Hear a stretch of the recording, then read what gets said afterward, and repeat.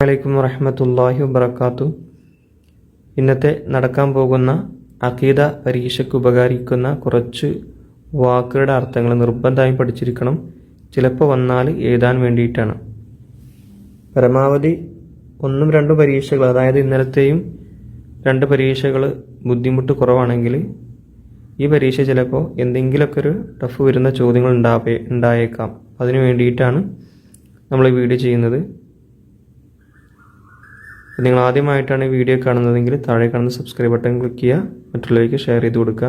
പരമാവധി ഇത് കൂട്ടുകാരിൽ പെട്ടെന്ന് ഷെയർ ചെയ്യുക. കാരണം പരീക്ഷയ്ക്ക് ഇനി മണിക്കൂറുകൾ മാത്രമാണ് ബാക്കി. അപ്പോൾ ഇപ്പോഴാണ് എനിക്ക് തോന്നിയത് ഇങ്ങനെയുള്ളതൊക്കെ വരുമോ എന്ന് സംശയം തോന്നിയിട്ട് ഞാൻ വീഡിയോ ചെയ്തതാണ്.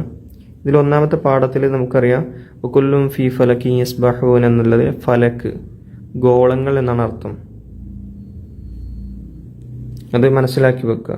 അതുപോലെ തന്നെ സുബ്ഹാന റബ്ബിൽ അഅല വബിഹംദിഹി എന്നുണ്ടല്ലോ, അതിൻ്റെ അർത്ഥം ഒന്ന് പഠിച്ചു വെക്കുന്നത് നല്ലതാണ്. അതിന് പുറമെ സുബ്ഹാന എന്ന് പറഞ്ഞാൽ പരിശുദ്ധൻ എന്നാണ് അർത്ഥം. പിന്നെ നമുക്കറിയാം രണ്ടാം പാഠത്തിൽ ഷിർക്ക്, ബഹുദൈവ വിശ്വാസം, അതുപോലെ തൗഹീദ്, ഏകദൈവ വിശ്വാസം, അതുപോലെ അള്ളാഹു ദാത്തിലും എന്ന് പറയുന്നുണ്ട്. ദാത്ത് പറഞ്ഞാൽ സത്ത എന്നാണ് അർത്ഥം. അതുപോലെ സിഫാത്ത് എന്ന് പറയുന്നുണ്ട്, അള്ളാഹുവിൻ്റെ വിശേഷണം, അതിന് വിശേഷണങ്ങൾ എന്നർത്ഥം, സിഫാത്തുകൾ. അതുപോലെ അഫ്ആൽ എന്ന് പറഞ്ഞാൽ പ്രവർത്തനങ്ങൾ. തൗഹീദ് പിന്നെ നിങ്ങൾക്കറിയാലോ, ഏകദൈവ വിശ്വാസം എന്നാണ് തൗഹീദിൻ്റെ അർത്ഥം. പിന്നെ ഇബാദത്ത്, ആരാധന.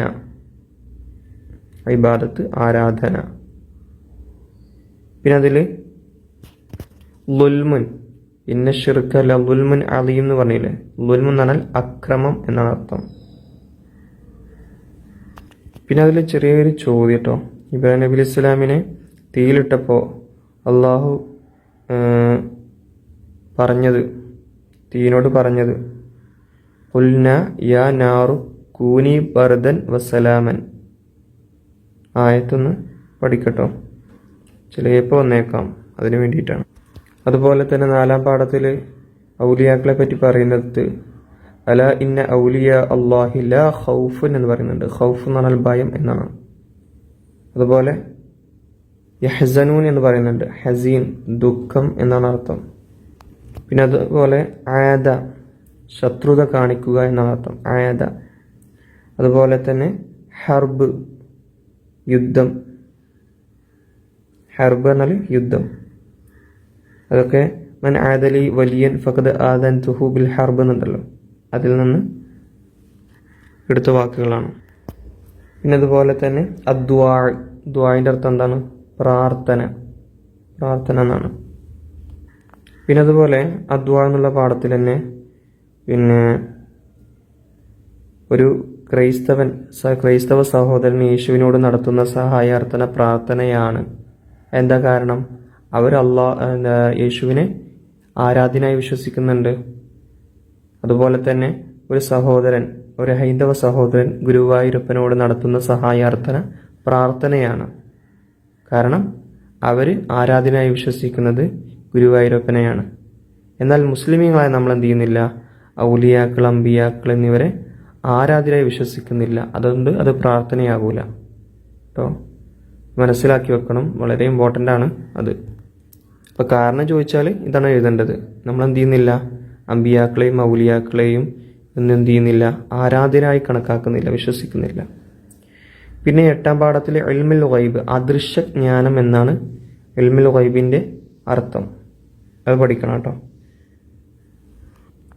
പിന്നെ ഐജാസുൽ ഖുർആൻ, ഖുർആനിൻ്റെ അമാനുഷികത എന്നാണ് അർത്ഥം, ഐജാസ്. 9-ാം പാഠമാണ്. അതിൽ തന്നെ ഖുർആനിനെ പറ്റി അതിൻ്റെ വിശേഷണങ്ങൾ, ഖുർആൻ്റെ വിശേഷണങ്ങൾ 2 എങ്കിലും പഠിക്കുക, ചിലപ്പോൾ ചോദിക്കാം. അതുപോലെ അദുവുൻ, ശത്രു എന്നാണ് അർത്ഥം. ഇന്ന ശൈത്താനലിൽ ഇൻസാനി അദുവും മുബീൻ എന്ന് പറഞ്ഞില്ലേ ആയത്തിലെ അദുവുൻ, ശത്രു. പിന്നെ 11-ാമത്തെ പാഠത്തിൽ അൽ ബിദ്അത്തു എന്നുള്ള, ബിദ്അത്ത് എന്ന് പറഞ്ഞാൽ അനാചാരം എന്നാണ് അർത്ഥം, അനാചാരം, ബിദ്അത്ത്.